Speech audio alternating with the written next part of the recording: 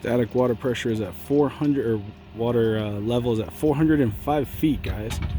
That is phenomenal news. It gives us about 200 feet of static water inside of our well. And this is the 120, schedule 120 pipe going down. We're putting our pump at 560 feet. So we'll be about 40 feet off the bottom of the hole and about 160 feet, or excuse me, 140 feet from the top of the water.